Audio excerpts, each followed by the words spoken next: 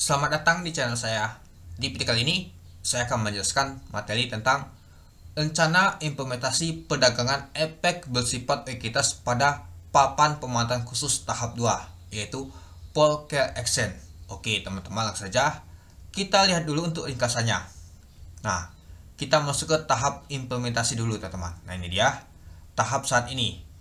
Papan pemantauan khusus hybrid Continuous Action untuk seluruh kriteria atau rejectnya 10%, baik itu ALA dan ALB. Nah, kita lihat dulu untuk dasar hukumnya. Peraturan nomor 1 sampai 10 diberlakukan 9 Juni tahun 2023. Peraturan nomor 2 sampai 10 diberlakukan 12 Juni tahun 2023. Call action untuk kriteria tidak liquid. 2 sesi call action. Minimum untuk harganya 1 atau reject 10% ALA dan ALB-nya.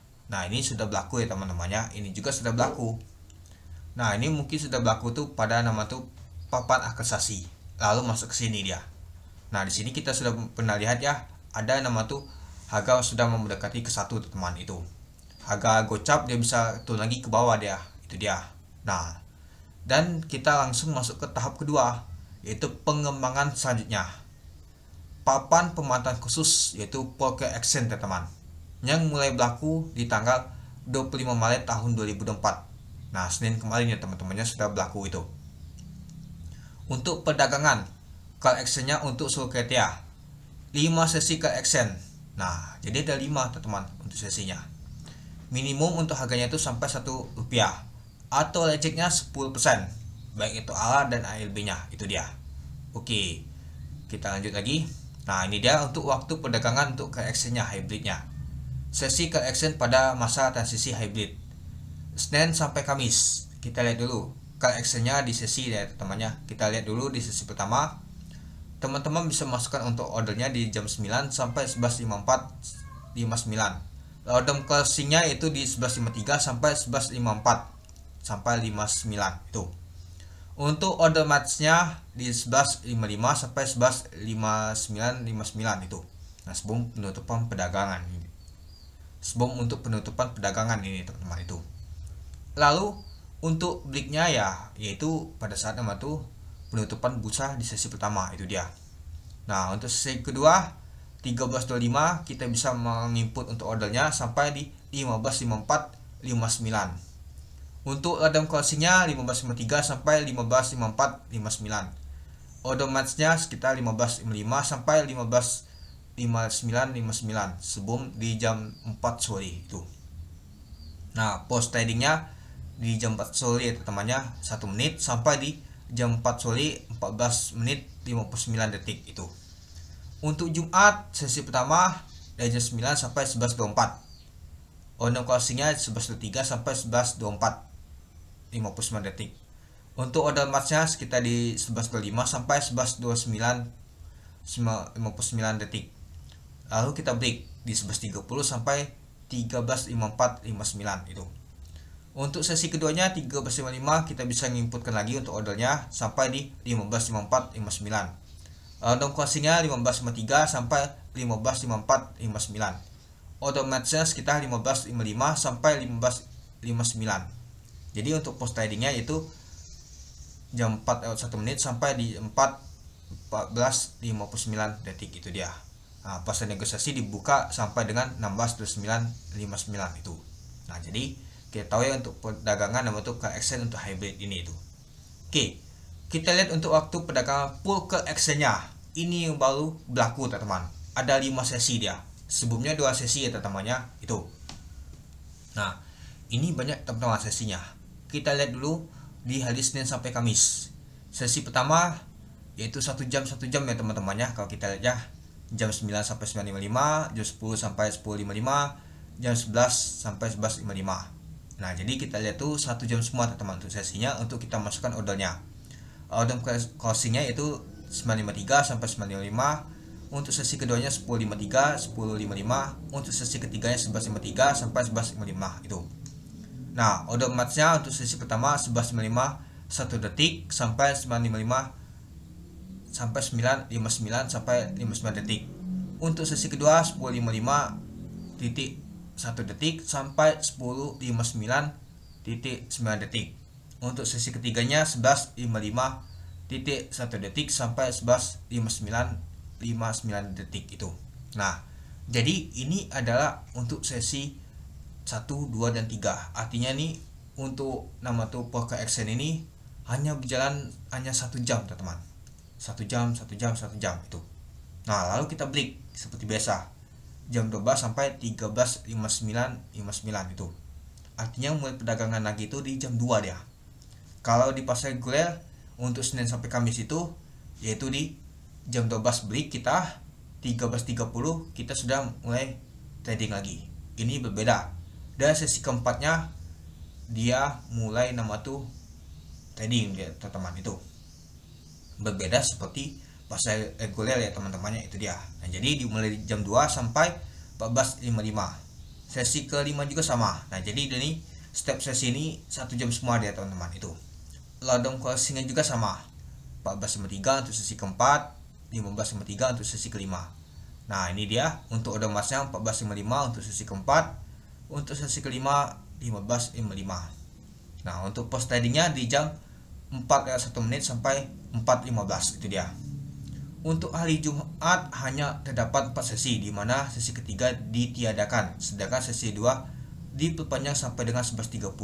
Nah, artinya sesi ketiga ini ditiadakan, artinya sesi kedua ini diperpanjang sampai 11.30. Itu dia teman-teman. Oke, semoga mengerti ya teman-temannya. Jadi waktu perdagangan itu 1 jam sekali dia, sama 5 kali sesi. Itu dia. Ya, menurut saya sih nggak enak ya teman-temannya. Nggak ada bid opennya, nggak full, nggak bisa lihat per detik, itu per menit aja nggak bisa. Ini jadi 1 jam sekali deh teman-teman untuk nama tuh perdagangannya itu. Oke, kita lanjut lagi. Nah, ilustrasinya Bipol ETC pada sesi pre-closing dan post trading. Oke, kita lihat. Nah, ini ada ilustrasinya teman-teman. Kondisi terdapat penjumpaan order pada sesi match order 1/4. Oke, kita lihat dulu. Sesi 2 perdagangan terdapat open order buy atau bid pada order book. Oke, kita lihat ada buy, ada sell. Ini adalah volumenya. Ini untuk harganya. Nah, ini juga untuk harganya, ini untuk volumenya untuk di sell. Nah, ini untuk potensi matchnya teman-teman. Oke, sesi pre-closing. Nah, sesi pertama tuh kita input order di sell atau ASK atau IP atau IP akan terbentuk. Nah, jadi dia ini akan dibentuk teman-teman. Contohnya begini ya. Ini adalah combine-nya. Nah, ini di 100, ini 115. Nah, sedangkan untuk sell-nya nih di 105 teman-teman, di 200. Nah, jadinya kalau kita lihat sih dia akan mengambil di 105 nih teman, dan juga di 115 ini. Posisinya begini bentuknya. Nah, sell-nya tuh di 200 ya. Potensi match-nya tuh 100 200 200. Nah, jadi ada yang sell 100 dia, ini dia volume 100 ya. Buy 100, ada buy 400 itu. Nah, jadi ETC mengirim untuk pesan. Nah, untuk base untuk bid untuk harganya jadi 115. Ini dia diambil di sini. Dan untuk base offer untuk harganya di 105 karena nggak ada di atas dia teman-teman. Itu. Jadi karena dia base offernya tuh 200. Nah, jadi EP-nya 110 dan 200 itu. Nah, jadi kalau kita lihat sih dia mengambil harga base offer dia teman-temannya, itu dia. Oke, coba kita lihat lagi ilustrasi selanjutnya. Nah, kita lihat untuk step ketiganya, input order sell atau ASK dengan harga 110 volume 200 lot. Oke, coba kita lihat ini 100 ya. Untuk kembangnya ini volume 100 dan juga ini untuk harga 115. 300 200 100. Ini 110. Nah, di sini kosong ya teman-temannya, 200 400. Jadi 300 yang tersel 100. Nah, biasanya kan 105 di sini. Nah, jadi kalau kita lihat sih untuk batch untuk harganya teman-temannya di 115 tetap. Nah, 105 juga sama ya teman-temannya. Nah, jadi kalau kita lihat sih dia ngambil di 105 deh tetap. Ini. Nah, jadi EP-nya 110 dan 300. Ini sih masih bingung saya sih teman-teman, itu dia. Ini padahal sudah ada ini ya. Ada nama atau ASK-nya teman-teman itu. Oke, coba kita lihat untuk random closing trigger-nya. ETC mengirimkan untuk pesan. Nah, ini adalah untuk base untuk harganya 115 jadi 100. Untuk base open untuk harganya yaitu 105 yaitu 200 ini. Nah, ini 110 nih saya bingung nih kenapa nggak muncul ya. Jadi EP nya tuh di 110. Jadi ini EP nya ya 110 dan 300. Nah, 300 ini itu. Jadi dengan base sini teman-teman. Itu dia. Apakah teman-teman mengerti? Oke, coba kita lanjut lagi untuk ilustrasi selanjutnya. Match point. Kondisi terdapat penyumpaan order pada saat sesi match order. Nah, kita lihat dulu. Pada saat sesi match order di jam 4 sampai di jam 4 penutupan closing untuk harga terbentuk 110. ETC mengirimkan pesan P pada saat match point ini karena terdapat EP dan EP pada pesan 1 di titik 6 closing. Oke, coba kita lihat sesi post trading. Step kedua, amend promo bid order yang memiliki harga di bawah closing untuk harga. Kita lihat 500. Jadi tidak ada pesan terkirim. Amend order ditolak karena hanya amend equity promo, sedangkan harga tetap di 105 tidak sesuai dengan closing untuk harga. Nah, jadi ketika kita masukkan untuk ini, teman-temannya mungkin untuk harga ya, dia tidak terkirim teman-teman. Nah, jadinya teramend ya teman-teman, itu dia. Jadinya ditolak teman-teman. Itu yang dimaksudnya teman-teman, itu dia. Karena tidak dapat perjumpaan itu. Oke, kita lanjut lagi. Nah, kita masuk ke sesi masih pertama ya. Terdapat perjumpaan order pada sesi match order. Oke, coba kita lihat sesi post order trading ya. Step ketiga, amend untuk harga terdapat menjadi closing harga dengan volume menjadi 400. Ini 400 ya. Ini 110. Jadi matchnya 100. Sisa open ordernya jadi 400. Nah, jadi base untuk bid size nya 400 di harga 110. Nah, jadi ini nol semua nih itu yang dikirimkan. Nah, lalu untuk sesi post tradingnya di sesi keempatnya without open order dan bid buy atau bidnya. Jadi 400 dan 110. Nah, jadinya nol semua nih. Ya, ketika nama tuh kita withdraw open order bid atau bid itu. Nah, jadi dia kita withdraw dari teman-teman. Jadi posisi pesannya ini kosong semua, nol. Nah, sedangkan ini closingnya nih 400 kita amend itu. Teman-teman mengerti nggak? Ya, semoga saja mengerti ya teman-temannya. Tuh, kalau ngerti nanti terus aja di kolom komentar. Tuh. Oke, kita lanjut lagi. Nah, kita masuk ke ilustrasi kedua. Kondisi tidak terdapat penjumpaan order pada sesi match order. Sesi kedua, perdagangan. Terdapat trader yang terbentuk pada sesi perdagangan dengan harga 110. Oke, 110 semua jadi 100. ETC mengirimkan pesan type E dengan detail timestamp, order number, executive equity, match name, trader indikator by ini banyak temannya. Nah, teman-teman cek sendiri ini. Nah, jadi dia mengirimkan 110 dia terdapat untuk ini ya temannya, untuk harganya. Nah, lalu untuk sesi play closingnya input order sell atas K dengan harga lebih tinggi dari harga sebelumnya. Kita lihat. Nah, ini 110, 115 dan 120 di atas. ETC belum mengirimkan pesan satu karena belum terdapat order yang berpotensi match. Posisinya belum match ini teman-teman. Kecuali kalau di 110 tadi ada match, artinya bisa mengirimkan 110. Nah, semoga mengerti teman-temannya. Kalau jika belum ada match, artinya belum bisa mengirimkan untuk datanya itu. Karena belum match sama sekali dari sini itu. Oke, kita lanjut lagi. Tidak terdapat penjumpaan order pada sesi match order. Random closing untuk triggernya 110, batch untuk bid size nya 200 dan 115 untuk batch open size nya yaitu 100 0 0. Match point nya pada saat sesi match order di jam 4 sampai 4:59 detik tidak terbentuk matching karena tidak terdapat order yang dapat di perjumpaan. ETC tidak mengirimkan pesan P pada saat matching point ini karena tidak terdapat EP dan EP pada pesan 1 di titik 6 closing itu. Sesi post trading Step pertama, amen untuk harga dan promo untuk order buy bid 105 dan sell ASKA 119 menjadi closing untuk harga 110. Ini dia 110, dikarenakan ada match maka dia akan terkirim dia. Jadinya untuk base untuk harganya nanti di 110 teman-teman. Itu dia. Dan untuk base opennya di 120. Nah, 120 karena dia ada sisa open order 500 itu. Nah, semoga mengerti teman-temannya itu. Jadi, dia ini ada yang open untuk di 120 yang mau jualan. Dan 110 ini ada yang beli nyata match dia. Jadi bentuknya gini nanti pada saat nama itu penutupan itu. Oke, kita lanjut lagi ke ilustrasi kedua. Masih tadi ya, tidak dapat perjumpaan order pada sesi match order. Post trading untuk withdrawnya untuk harga dan promo untuk order sell atau ASKA di 120. Nah, ini dia 500. Nah, di sini sisa open ordernya 500. Nah, jadi di 110 nih 400 batch untuk ini ya temannya size-nya. Nah, jadi dia ini makan tuh hanya ini saja teman. Nah, karena ini 500 sisa open ordernya itu. Jadi untuk batch opennya nggak kelihatan, jadi 0 tuh. Oke, coba kita lihat untuk ilustrasi ketiga. Kondisi tidak terbentuk trader pada sesi perdagangan.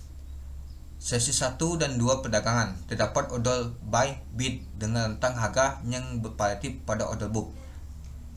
Nah, mungkin untuk harganya bervariatif teman-temannya 250, 248, 246, 244 itu. Sebelum ITC mengirimkan untuk pesan tipe A pada sebelum sesi pertama perdagangan pre-opening dengan informasi harga pembukaan perdagangan open harga dengan harga 248. Ini dia. Jadi sebelum dia mengirimkan untuk pesan A tadi, sesi pertama dia harga pembukanya itu di 248. Ini dia, di 248 itu. Random closing untuk tiganya. Hingga aktual time random closing tiga belum terdapat order sell ASKA atau yang masuk sehingga belum terdapat tradernya terbentuk. Nah, jadi belum terdapat untuk harganya. Jadi belum nama itu terbentuk jika ada yang mau nge-sell itu. Match point. Pada saat sesi match order di jam 4 sampai jam 4.59 detik tidak terdapat masing karena tidak terdapat order yang dapat diperjumpakan. IEP pada pesan 1 di titik random closing. Itu dia. Kita lihat untuk sesi post trading. Input order buy bid dengan harga 250. Best bid terakhir dengan promo 300. Nah, ini dia 250. Volumenya 800. ITC tidak menginginkan untuk pesan tipe 1 baru karena order baru tidak sesuai dengan closing untuk harga. Order jadi reject. Misalkan ada yang masukkan 250 untuk base harga terakhir dengan promo 300 itu. Nah, sampai dengan match order maka harga closing untuk harga pembukaan pre-opening tadi adalah 248. Jadi dia enggak match dia. Tetap di 248 ya itu. Oke, kita lanjut lagi. Sesi post trading. Amet order buy bid dengan harga 248 untuk closing dengan promo 200. Ini dia ametnya. Jadi kita bisa tarik amet tambahnya itu dia. Oke, kita lanjut lagi. Nah, untuk withdrawnya juga di 248. Nah, ini dia kita bisa withdraw teman-teman. Nah, itu seperti biasa itu. Oke. Oke, mungkin itu ya teman-temannya untuk materinya. Mungkin masih bingung ya, saya aja masih bingung ya, karena masih belum jelas banget ini untuk materinya nih, pull ke action ini.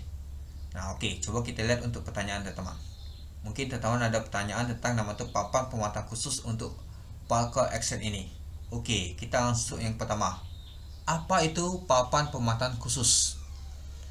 Papan pemuatan khusus adalah papan pencatatan di Bursa Efek Indonesia untuk saham-saham yang memenuhi kriteria sebagaimana akan diatur pada peraturan nomor 1 sampai 10. Yang kedua, apa perbedaan papan pemuatan khusus dengan papan pencatatan lain?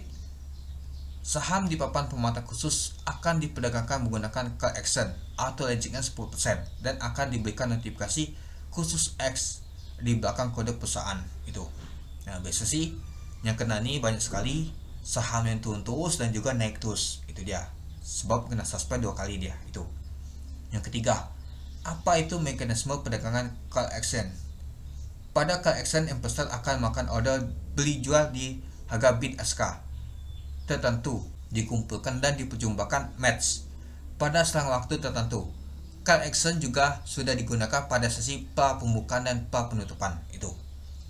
Yang keempat, bagaimana rencana implementasi papan pemantauan khusus ini? Papan pemantauan khusus diimplementasikan dalam 2 phase. Phase pertama menggunakan mekanisme hybrid, di mana mekanisme perdagangan call action diterapkan untuk saham yang terkena kriteria kurang liquid dan continuation action untuk kriteria lainnya. Implementasi ini terlep di tanggal 12 Juni tahun 2023. Phase kedua menggunakan mekanisme perdagangan call action untuk seluruh saham yang masuk kriteria papan pemantauan khusus yang ditargetkan pada lab 25 Maret tahun 2004 pada saat ini itu. Yang kelima, apa perbedaan papan pemantauan khusus phase pertama dan kedua? Nah, perbedaan phase 1 dan kedua adalah mekanisme perdagangan dan jumlah sesi perdagangan dalam satu hari dengan detail sebagai berikut. Phase pertama, saham yang terkena kriteria kurang liquid akan diperdagangkan secara call action dengan 2 sesi dalam satu hari atau reject 10% dan harga minimum 1. Saham yang terkena kriteria lainnya akan diperdagangkan secara continuous dengan auto reject 10% dengan harga minimum 50. Phase kedua, seluruh saham di papan pemantauan khusus yang akan diperdagangkan secara call action dengan 5 sesi per hari atau reject 10% dengan harga minimum 1. Itu dia. Yang keenam, kenapa menggunakan call action dan auto reject 10%?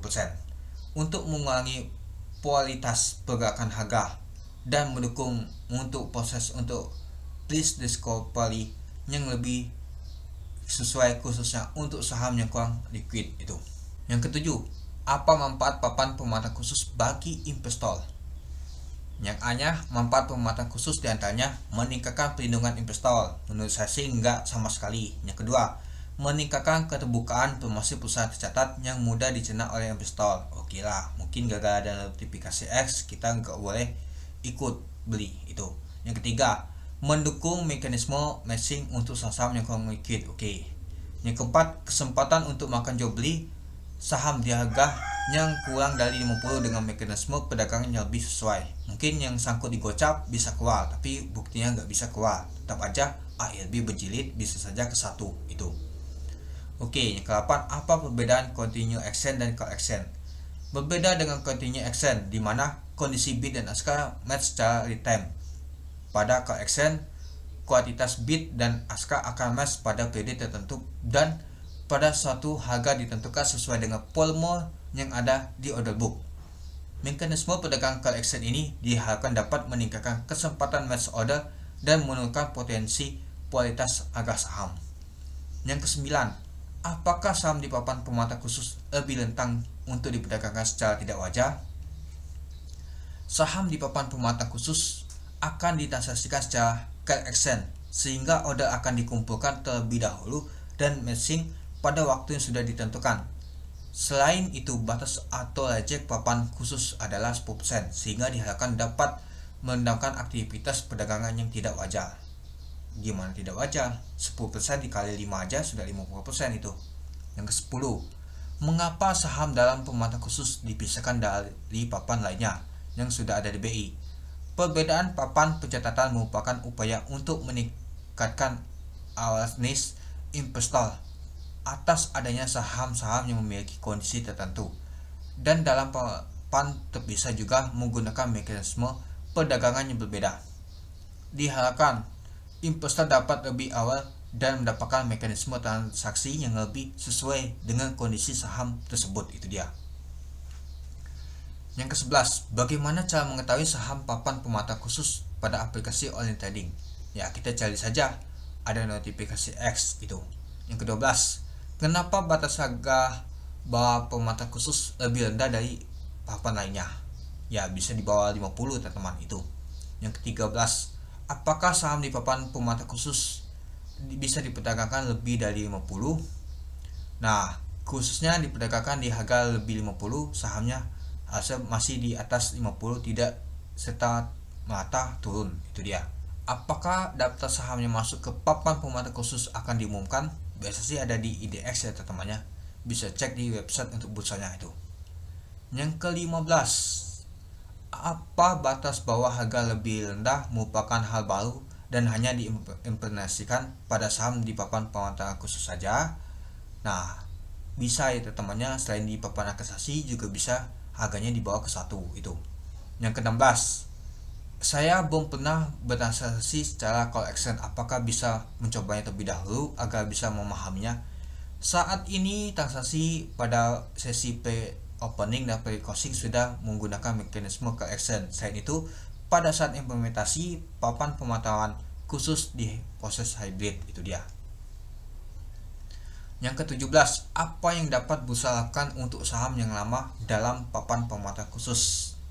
Ya, bursa dapat melakukan suspend perdagangan kepada saham di papan pemantauan khusus pada dalam lebih dari 1 tahun berturut-turut, itu dia.